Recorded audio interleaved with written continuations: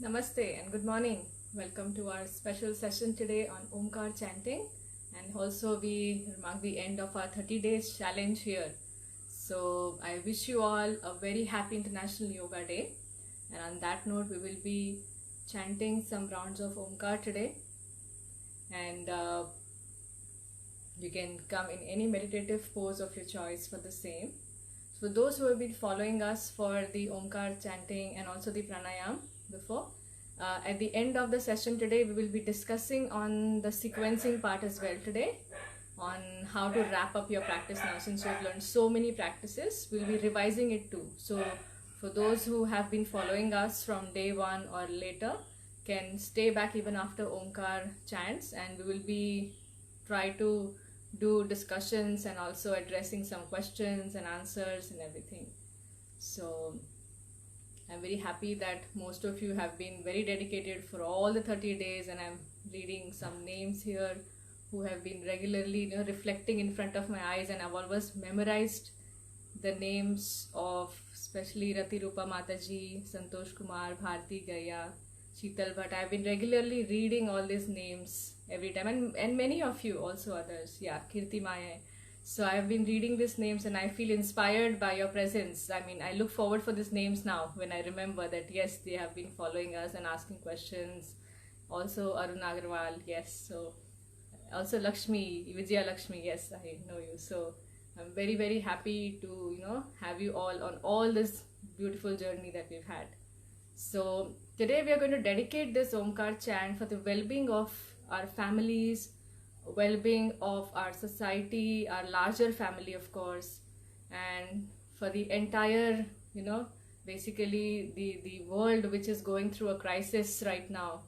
So we are just going to go to our purest intention in our hearts, and we're going to chant some rounds of Omkar, and we are dedicating this practice today on the eve of Yoga Day for all those people who are suffering and who are struggling with this current crisis. So we are just going to pray for them from the bottom of our hearts to Lord, and we're going to offer all our positive vibrations to them. So that is a goal of why we are doing the meditation today. It's also an eclipse today, so it is auspicious to chant the mantras, and also Omkar chanting has its own benefits. So without any delay now, we will be starting to chant. We're going to do it in 3 different ways today. First, we'll be chanting it loudly, which most of us are aware and familiar. Then we will do a soft Omkar chanting at some point in the middle. And then we will be doing a mental chanting. We're just going to listen to the Omkar vibrations, just being silent. So we will have these 3 phases of Omkar chanting today. And after we are done with the chanting, stay tuned. We are going to have discussions on sequencing your pranayam classes. If there have been any questions that were still unanswered, we can also now do the live discussions on the Q&As that have been pending maybe. And anything that is still we wish to discuss, we will do that. So stay tuned. Even after Omkar chanting, we will be wrapping up our 30 days challenge today.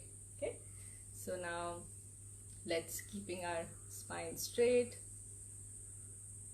sitting upright,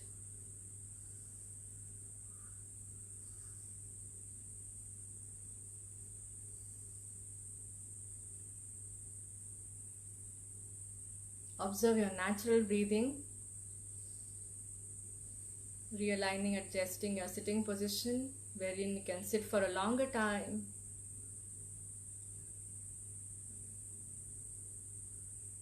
Any mudra of your choice. Shoulders, neck, face relaxed. You can keep a gentle smile on your face.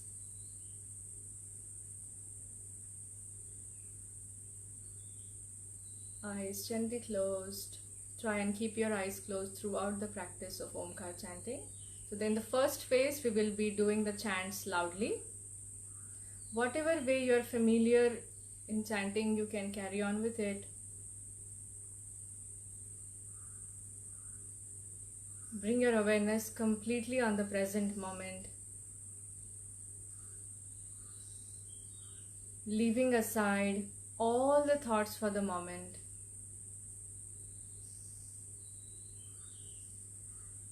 Just witness the thoughts. If they are coming and going, you just watch them. Do not get entangled with them. You bring your awareness back on your practice, on your breathing.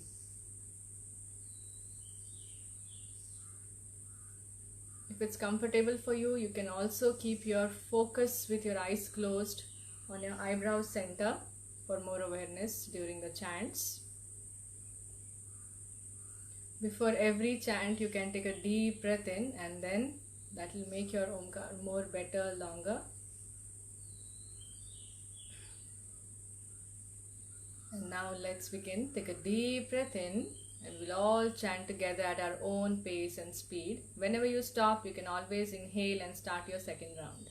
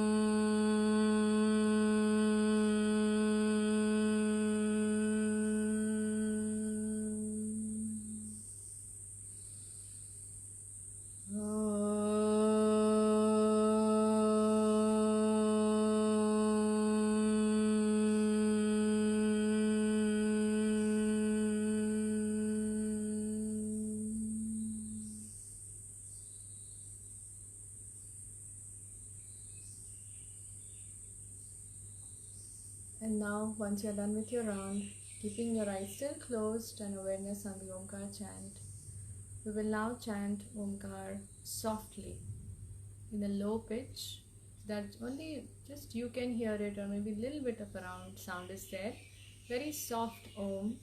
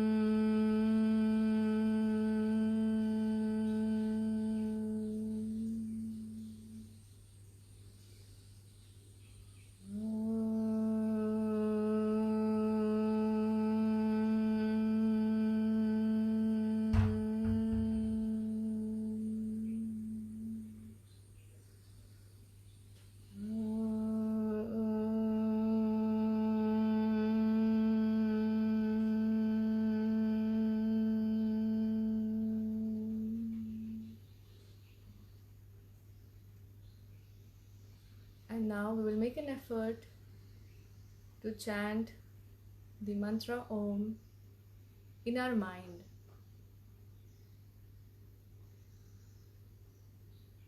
So focusing on the internalization of your awareness now, without any loud chants, just visualize, focus, and chant the mantra mentally,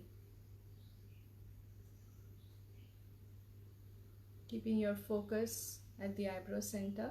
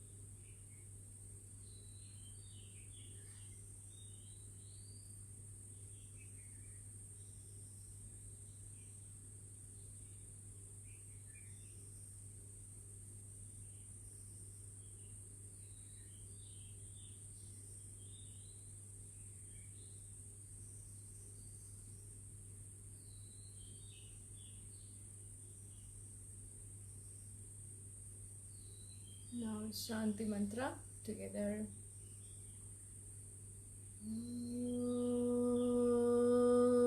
Shanti, Shanti, Shanti.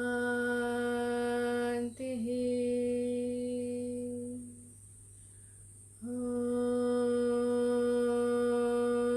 Shanti, Shanti, Shanti.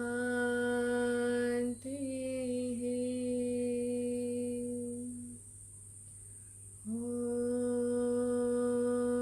Shanti, Shanti, Shanti.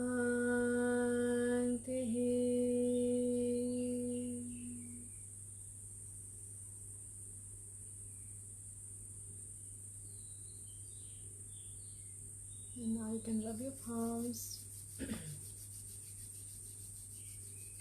bringing the warmth of your palms on your face, opening your eyes inside the palms and gently bringing your hands down.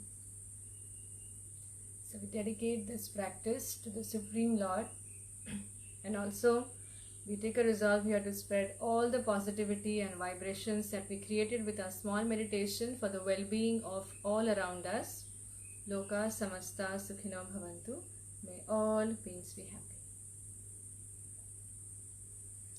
Thank you very, very much for your participation in creating these beautiful vibrations by which we can do good for us, for our families, and for the well-being of all around us.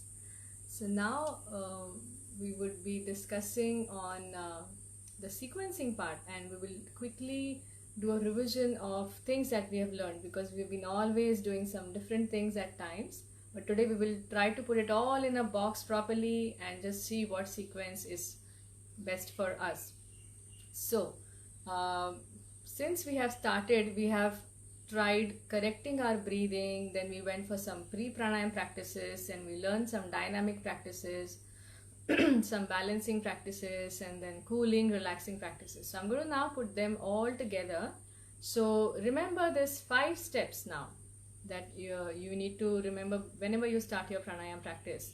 Step number 1 is where you stabilize your sitting position first. You choose any specific meditative pose of your choice.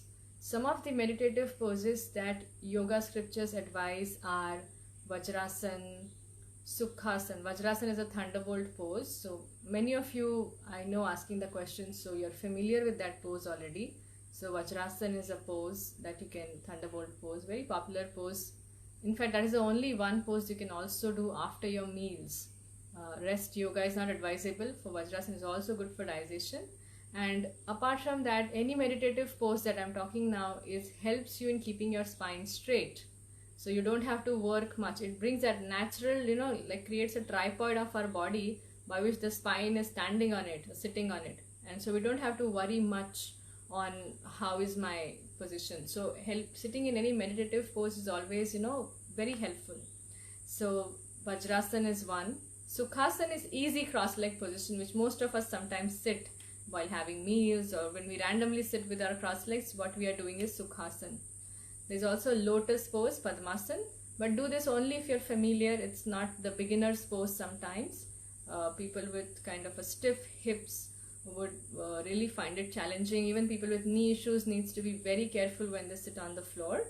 So the first step for any practice is to find out what is the best position for you. There's no harm in progressing. If you're already doing Sukhasan, if you're already doing half lotus, or if you're there, gradually progressing yourself is nice.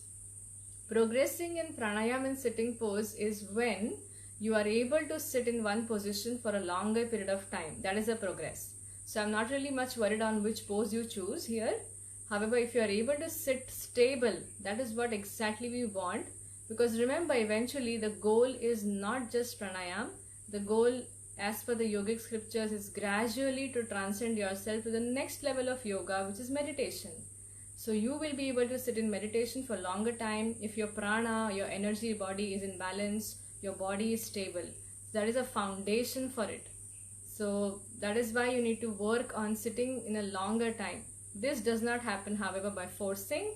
It will happen by gradual patience, practice, dedication, and a strong commitment on a daily basis.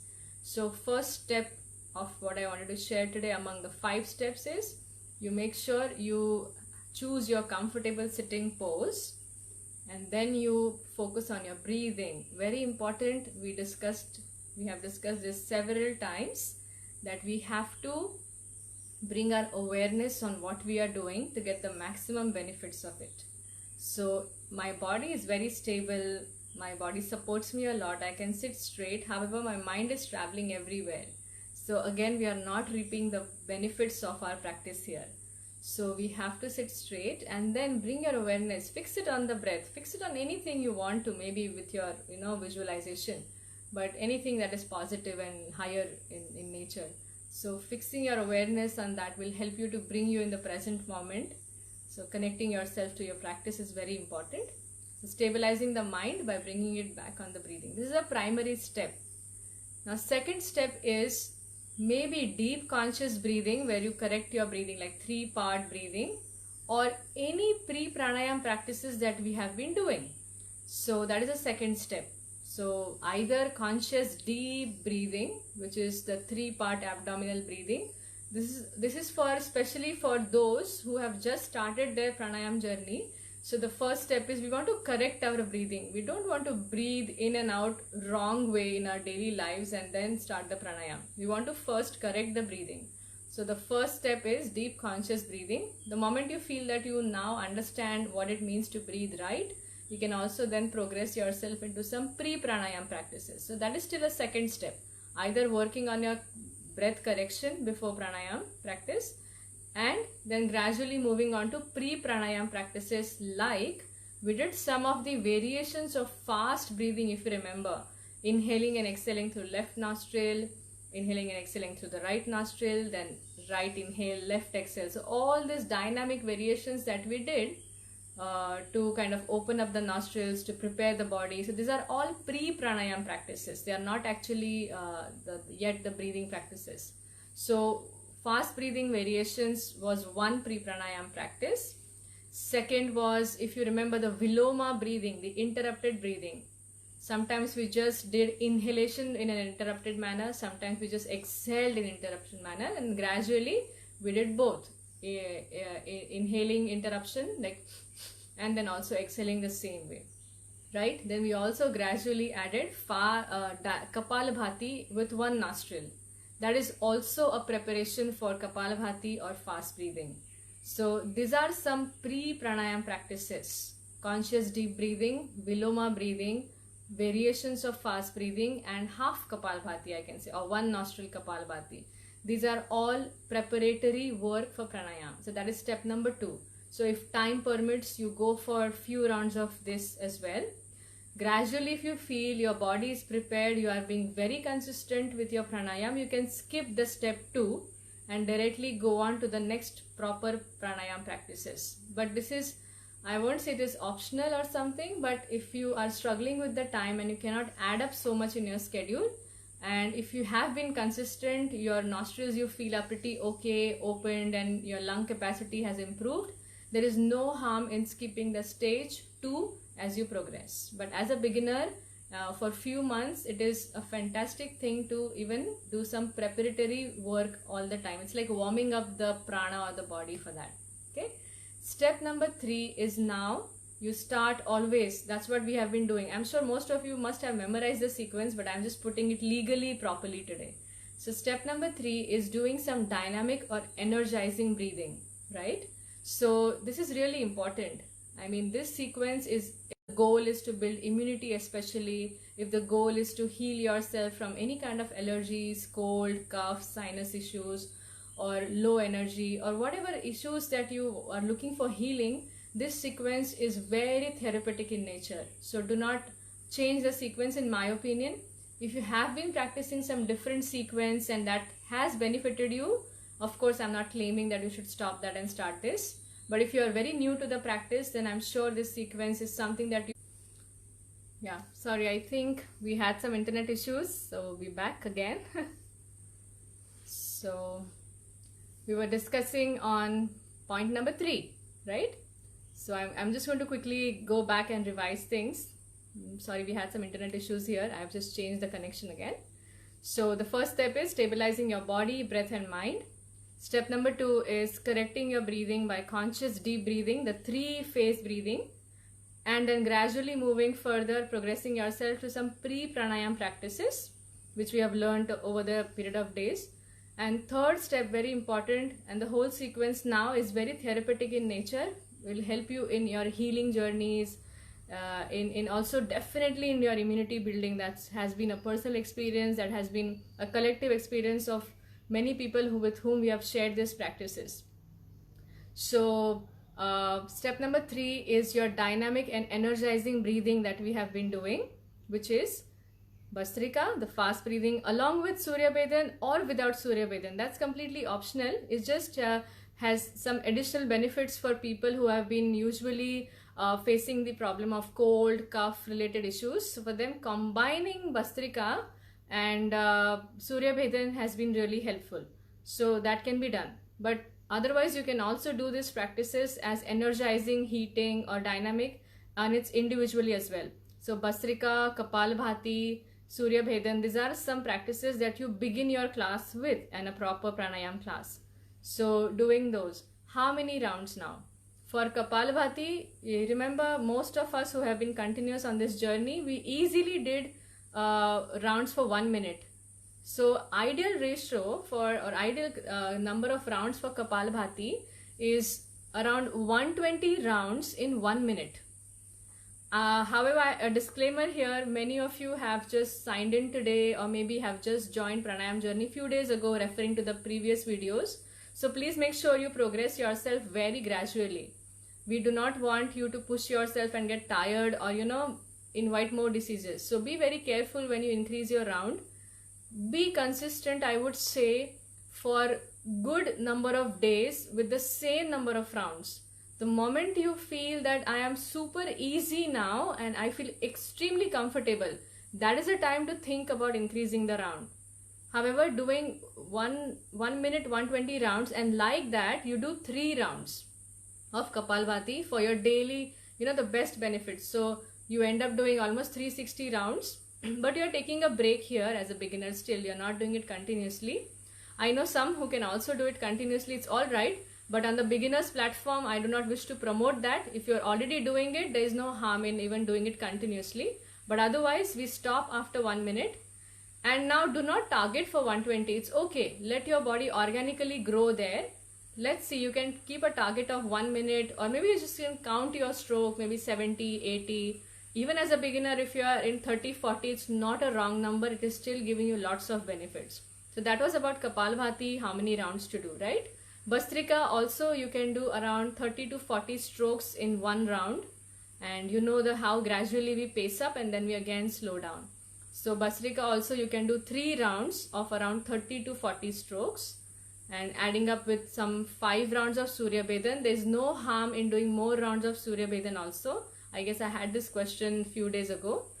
So there is no harm in doing more Surya Bhedan as well. You can do around 10 rounds too. Just be mindful on how your body reacts to it. If you already have a Pitta Prakriti or a lot of heat in the body, it can happen that you may have some heat related issues in the body. You may feel hyperactive. That's a signal to you that you need to reduce your rounds, right? So you can, as I have always mentioned in some of the tips, that please observe the after effects. That is going to tell you whether you are overshooting your rounds or you need to reduce it at any point, right? After Bhastrika and Kapalbhati now, why we are doing this to begin with? Because we are cleaning our respiratory tract. We are bringing cleansing of our nostrils. We are improving the capacity of our lungs. We are giving that nice gaseous exchange to the whole body. So now the body is energized. There's a cleansing happened. Now we move to more balancing breathing, which we have been mostly doing is Anulom Vilom, the alternate nostril breathing. Again, let's go step by step into alternate nostril breathing. If you're a beginner, we are going to inhale at the count of 4 from one nostril and exhale at the count of 4 as well. So this is a beginner's journey to Anulom Vilom. And then gradually we know the importance of longer exhalations. So we inhale in 4 and then exhale in 6. Then even continuing this for some more days, only when we find it easy, that it is extremely comfortable and natural for me now to breathe out in 6, then you gradually improve and do 4 inhale and 8 exhale. And I would recommend even continue this inhalation exhalation journey for a longer time. Just because we had only 30 days, I somehow felt that we had to push on some variations on all of you, but I'm sure most of you coped up very well. However, I would still recommend take it easy, go slow. Only when you feel super comfortable, you are very consistent into inhaling and exhaling, then start introducing the retention. Again, I have to put a kind of a disclaimer here. We are still not doing a proper pranayam, to be honest. We are not holding the breath. We are not putting any locks, because honestly speaking, that is not advisable without any guidance. There are some higher practices in all of these pranayam practices where we do kumbhak and we do some bandhas. So this is a higher, little bit of a progressive subject matter, and online platform is definitely not the one for, introducing such locks. Maybe you will find it anywhere on the media, YouTubes, but whatever I have learned from the teachers and whatever we read in the yogic scriptures, it is not recommended to just randomly teach bandhas without understanding the person's reaction to the whole practice. It can be detrimental to it. So we haven't really actually gone into the deeper and deepest aspect of pranayam, but definitely whatever we are doing is helping us. So even breath retention is something on a higher side, which I would recommend do it only if you are comfortable, because again, inhalation and exhalation is giving you a lot of benefit as well. So do not feel that only if I do all the locks I will feel great. No, start with this journey at least for up to 6 months. Gradually, I am very happy to welcome you all to GEV to learn the progressive pranayam, but that needs more personal attention. So online is not a platform to teach you. So even if you have heard about it, most of you maybe are, lovers of pranayam and yoga. So you know all these things. But make sure that you do not practice any bandhas on your own just by reading some books. Like all the books has that description, but it is not nice and you may have some side effects of it. So be very careful about it. So alternate nostril breathing, you know the ratio now, 4-4, 4-6, 4-8. And when you feel super comfortable with 4-8, you try to kind of do the retention. But that is still, again, I would not insist much on that. 4 inhale and 8 exhale is also perfectly working and giving you a lot of benefits in the body. So that was stage number now 4. And step number 5 is now we have energized, then we have balanced, and now it's a time to relax. So we're going to relax our practice at the end, or cool it down, whatever you need as per the climate you are staying in. So which are the relaxing and cooling practices? Relaxing practice is Bhramari and Ujjayi. So you know that already. So doing around 7 to 11 rounds of Bhramari or Ujjayi breathing is advisable. I usually put Bhramari in the schedule because Ujjayi is very versatile breathing. I like to do Ujjayi anytime, like while doing any work which requires me to be in the present moment. I do not have to talk, like especially like cooking or doing some reading or even a walking. So sometimes Ujjayi can be added any point of the day. Even in the asana practice, we do Ujjayi breathing. So you don't have to really put time for Ujjayi breathing sometimes in your sequence. But I would say in the recent time where stress management and immunity building are the key points, I would not say that you miss on Bhramari. So you should always have Bhramari pranayam in your practice. That's why I took it more in all our 30 days as well. So relaxing practices are Bhramari and Ujjayi. So you can choose any one. With current situation, I would recommend Bhramari more and Ujjayi throughout the day anytime. And cooling practices also, along with relaxing or cooling. It's optional. You can choose any one. Why am I giving you this easy sequence? So that it doesn't become impractical for us. That how can I do everything every day? So choosing any one from every category of energizing breath, balancing breath, and relaxing or cooling. So you can choose any one of your choice. In cooling breath, if you remember, we had learned Shitali and Shatkari. I didn't take it much because we were working on the immunity building, and also the weather started to get like, it's a monsoon now, so it's not super hot like summers. So, but in summers we advise this Shitali and Shitkari as well. If you have been struggling with Pitta Prakriti or heat in the body, so at that time you can go for Shitali Shitkari practices if you need to, even in the current times. So this is a sequence. So that was a 5th step. So ideally, when you now design your practice, you need to stick to this sequence. I'll just revise quickly, precisely again, the full sequence. Number 1 is stabilizing your body, breath and mind. Number 2 is correcting your breathing by conscious deep breathing, 3-part breathing, and then gradually moving to the pre-pranayam practices. Number 3 is going for the dynamic and energizing breath work. Number 4 is now balancing this energy by doing Anulom Vilom. And step number 5 is summarizing your practice nicely with some relaxing or cooling breath. So this is what you can, this is a perfect sequence to help you, heal you at all the layers of your existence. Okay. So this was a sequence now you can follow. And of course, we are always connected. You can always put some questions on our GSY Facebook page. And somehow I just feel that I want to meet all of you who have been I've been seeing your names to when things are back to new normal. I'll be very happy to personally see each one of you at Govardhan Eco Village for the full-time proper yoga courses, and that will take you to another level.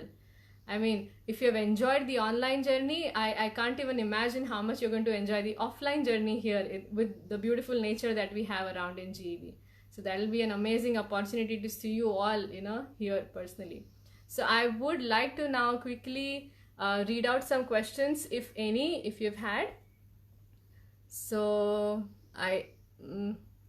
So Malika, also Malika's name I've been reading. So thank you, Malika, for being so consistent on our online journey. And can you please tell me what is the difference between Kapalabhati and Bhastrika? Kapalabhati is only active exhalations. We only exhale in Kapalabhati. We are not doing inhalation. And in Bhastrika, we are doing both. We are inhaling and exhaling also. For example, Kapalabhati, only exhaling, and at the same time the belly goes in. Bhastrika, right? And please refer to our previous videos also. I feel starting from day 10 onwards, maybe day 7, day 8 and 10 onwards, we have some descriptions on Kapalabhati as well as Bhastrika. So you can also refer to the videos that are there. Okay, it will be helpful. Sure. So I'll post the Santoshi. Also, thank you. We've been also reading your name every day, and thank you for joining us so regularly, most of you. So yes, I will be posting this sequence in our description today, so you know it well again.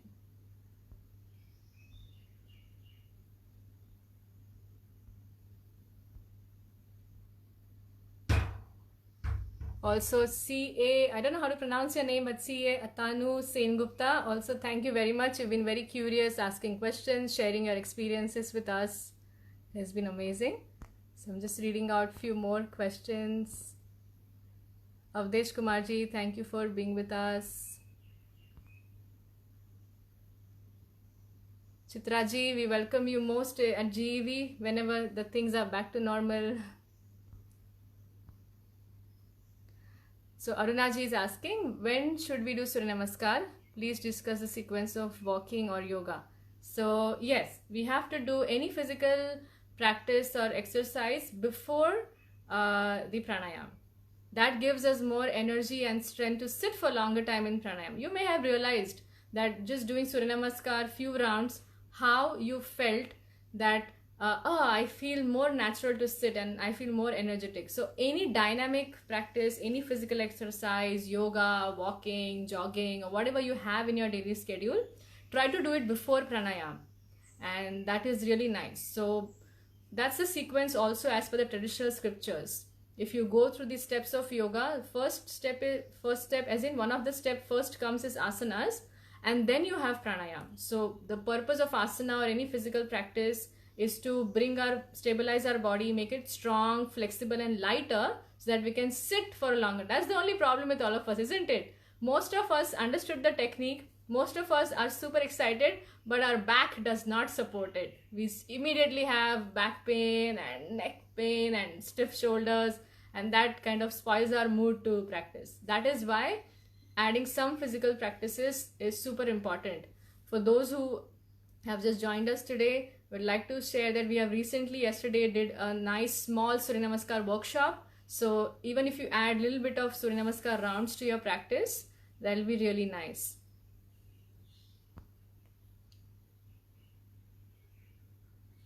So Chitraji, today being eclipsed, can we there's no harm in practicing some relaxing pranayam, deep breathing, anulom vilom, brahmari. In fact, very nice to have this positivity around. But still, many people say that just doing some internal practices is more helpful because the vibrations are sometimes different in the atmosphere. It may not suit to everybody's body. So it's nice to do more internalizing practices than any dynamic practice as such. But there's no harm in doing it. Thank you, Sushmita. We'll also wait for you. Mamta Nayak ji, thank you so much. Prathamesh ji, also we've been reading your name. Prathamesh is actually Vrajasundari Devidasi. So yes, thank you so much for being regularly here. So Rajiv ji, you're asking about the Ujjayi Pranayam. I would recommend you to refer to our previous videos where we have given the detailed description of understanding the Ujjayi breathing properly. Yes, Pranjal Joshi ji also, thank you so much. I have been reading your name also regularly with curious questions all the time. We will be doing some regular videos on Facebook Live, on YouTube. We already have a YouTube channel. We'll be posting on that too.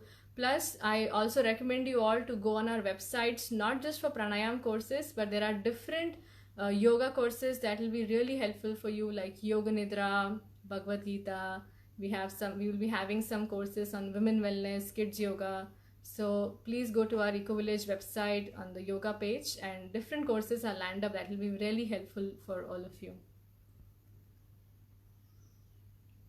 So Rajeshri ji is asking, we have a lot of yawning. What should be done? That is very natural. Just yawn and forget it. Because we have a lot of gaseous exchange happening at that time in the body. A lot of carbon dioxide coming out, oxygen going in dynamic practices. So it's very, very natural. So do not worry about it. Just yawn and get back to the practice. No problem. And the more you do some physical practices before, if the yawning is because of the lethargic or tiredness, then it will go if you do some physical practices before your pranayam.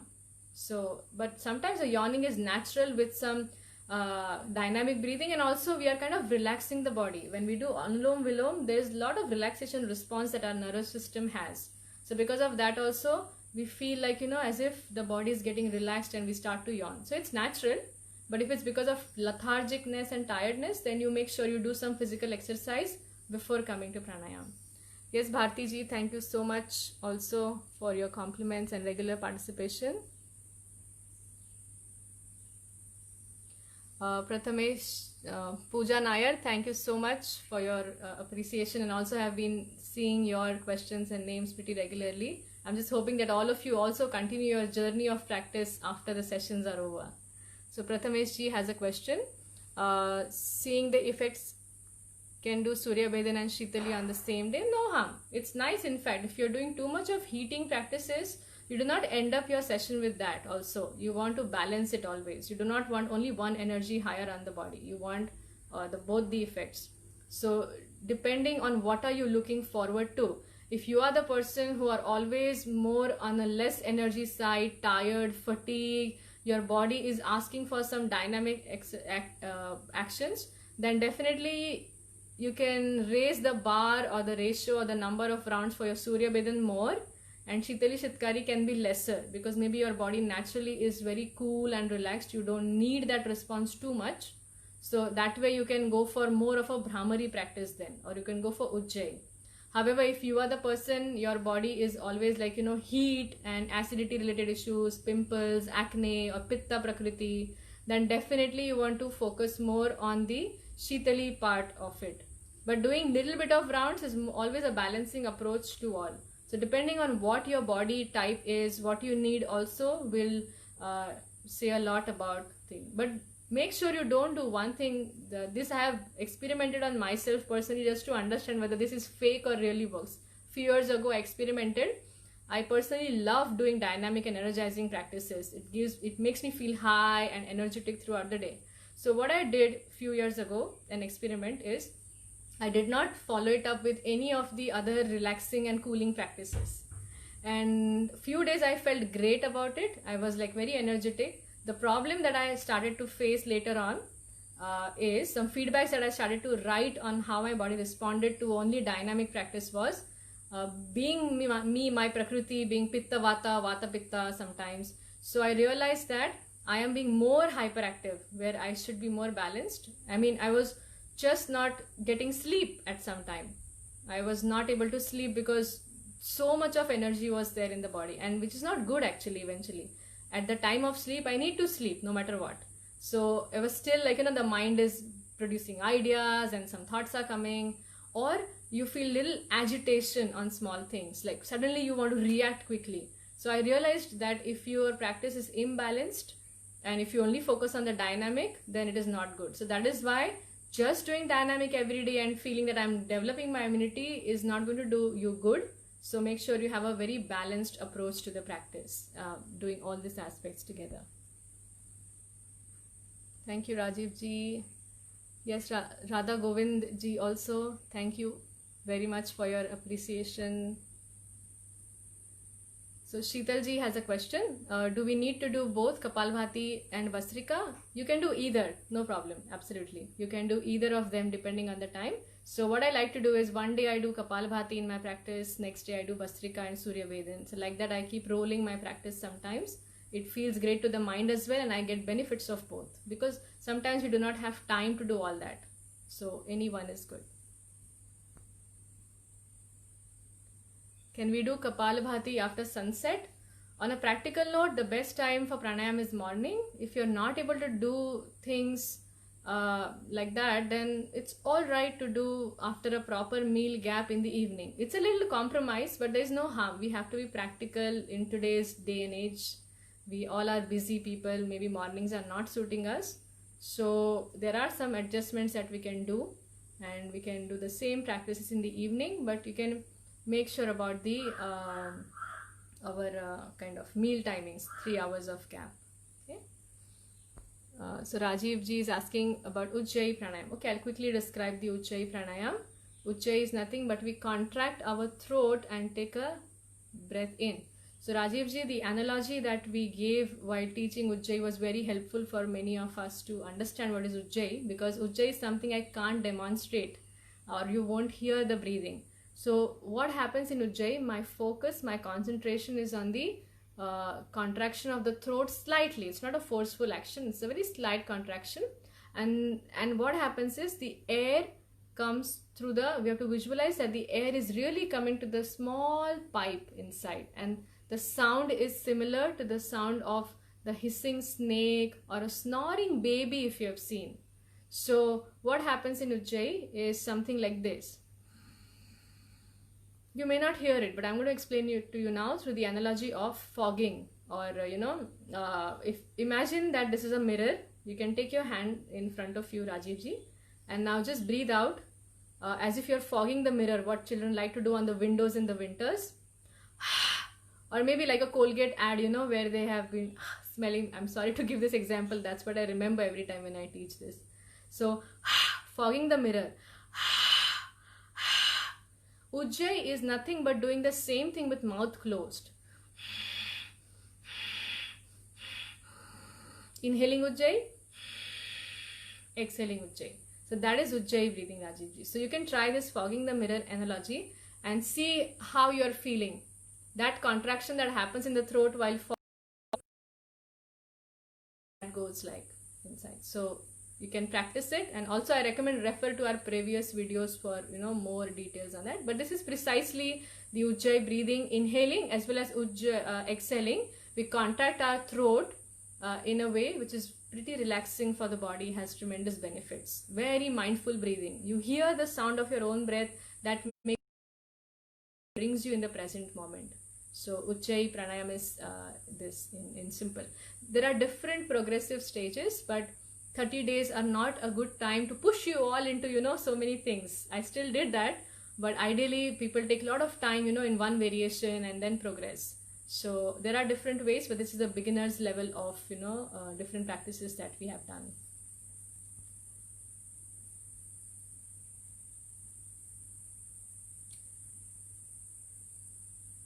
Pranjal ji is asking, inhaling and exhaling, what is the right process? Sorry, can you elaborate your question? I didn't get that. Inhaling and exhaling, for what? Is it some pranayam or just normal inhalation and exhalation? If it is just the regular inhale and exhale, inhaling, we want our abdomen to come out, visualizing a balloon here. When we feel air in the balloon, how the bottom part starts to fill in first, then the middle part, and then the upper part. And when you release the air out from the balloon, what happens? Slowly, one by one, the air goes out. That is the same process for inhaling and exhaling. So you want to fill in the abdomen. When I say abdomen, I'm not really putting air in the stomach. I'm just trying to breathe in even to the lower lobes of my lungs, so that there's a proper gaseous exchange there. Otherwise, I am deprived of the fresh air. So that is the right process of inhaling and exhaling. Yeah. At least don't do the reverse breathing. Or throughout the day when you are busy, the breath will automatically go on toss. It will be faster, shallow, erratic, restricted.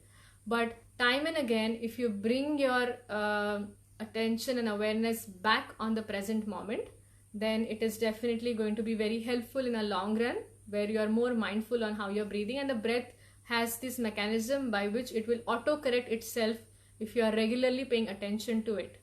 So that is one of the way of correct breathing. Thank you, Rajashri ji, also for joining in and your appreciation. Surya Bedan is heating and Shitali is cooling, so it can be done in the same day practice. Yes, no problem at all. It can be done in the same day practice as well. No problem. Depending on how many rounds you do, it will determine the effects of it. If you're looking for benefit from one of the either, you can slightly increase the round of either cooling or heating practices. No problem at all. Because we have this both the sides in our body and we want to balance it, heat and cold. So no problem at all. But depending on the therapeutic needs, the number of rounds would change. Thank you, Leela Parmarji, for all your appreciation. And also, yes, I'll be really happy to, we don't know each other through, you know me by my face, but I don't know many of you. So I'll be also very happy when you come to GEV. If you say your name, I'm going to go back to my memory of Facebook Live of Pranayam, and I'm sure I'm going to remember this names that I have been regularly reading every day in the classes.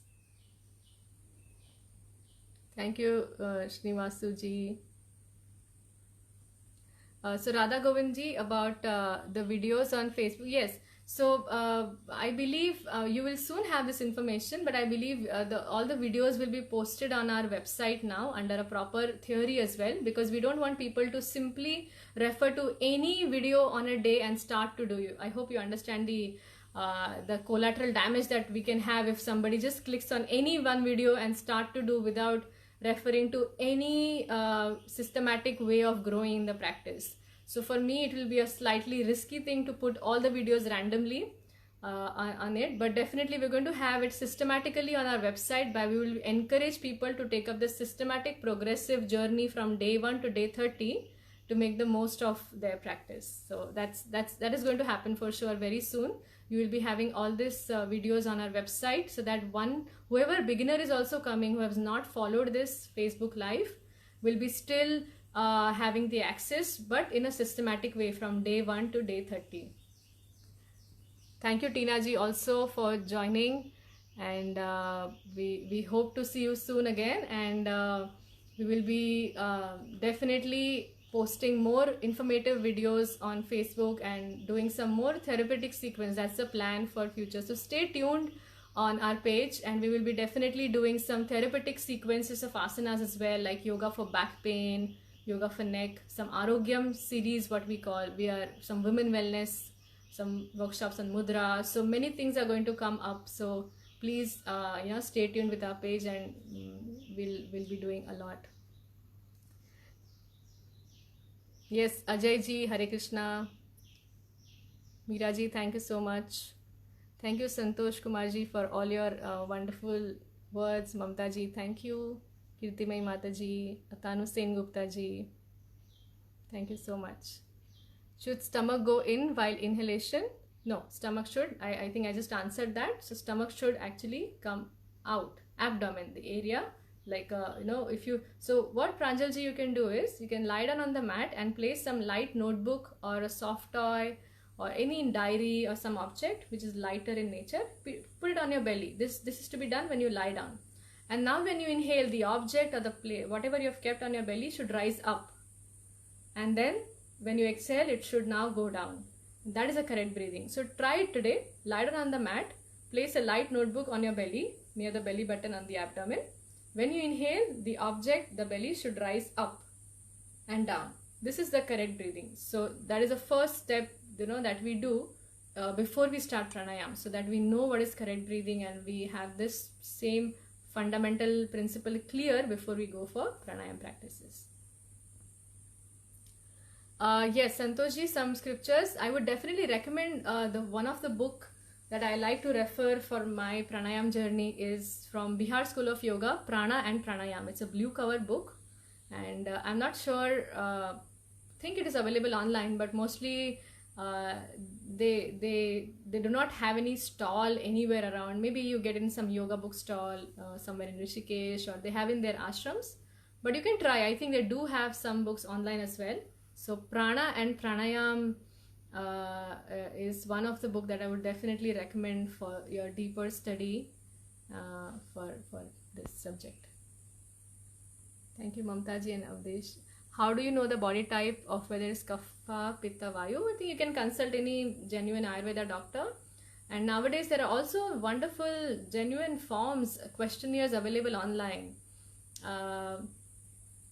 I will try to post it sometime on this subject on Facebook. In fact, we have, if you have any genuine Ayurveda doctors, you can just go and check your Prakriti. And randomly, I have seen online questionnaires are quite genuine. Like you can still understand if you honestly answer all the questions. By the end of the calculation of the how many A's and B's and C's you get, you know what is your Prakriti, and based on that, you can design your practice as well and see what your body needs. So you can go for, since if you have no access to doctor right now, and if it's not that urgent for you, you go for some nice online questionnaire, and I'm sure you will know your body type more nicely.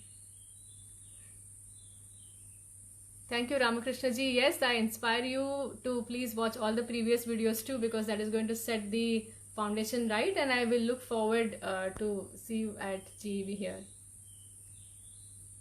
Thank you, Vijay ji, for all your kind words and appreciation.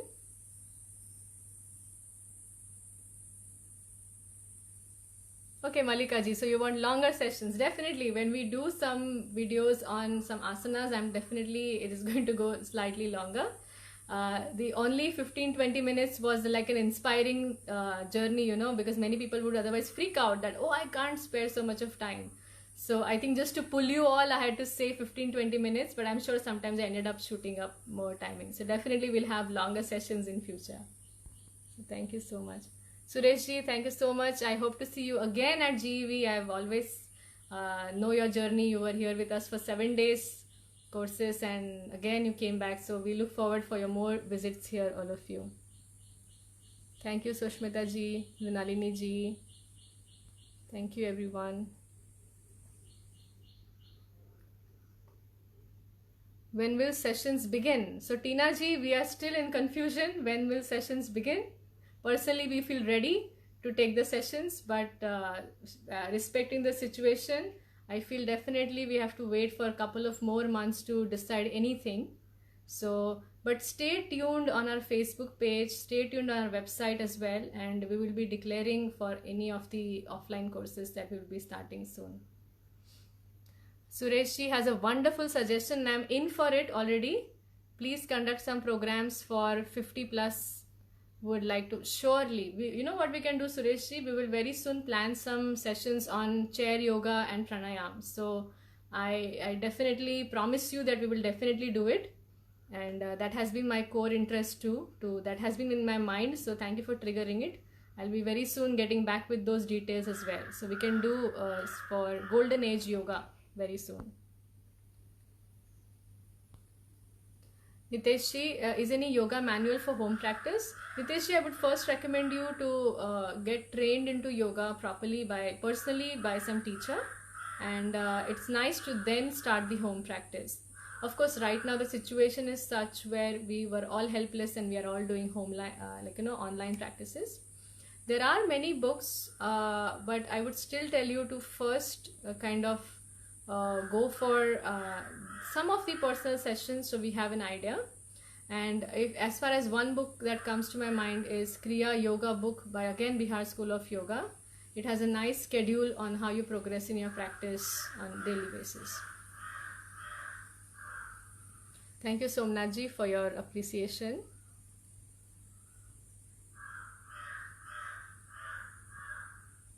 Thank you, Lakshmi ji, again and again for you. Come back soon again for. Thank you, Devala ji, and I will definitely pass on my thank you to our entire team who has been very supportive to us for conducting these regular programs. Okay, so all right, I'll be very happy to see you back in our different programs. So today we have a lot of programs lined up. So we will be also doing that as well. So we have right now we have a new lecture on yoga and mental health. So without a delay, I'm already late, I just realized it. So please tune into that class as well. And throughout the day we have some yoga day special programs and classes lined up. Also we have a special class by His Holiness Radhanath Swami Maharaj. So stay tuned for all the information. Thank you very much. And I'll see you all very soon in some next video. Namaste.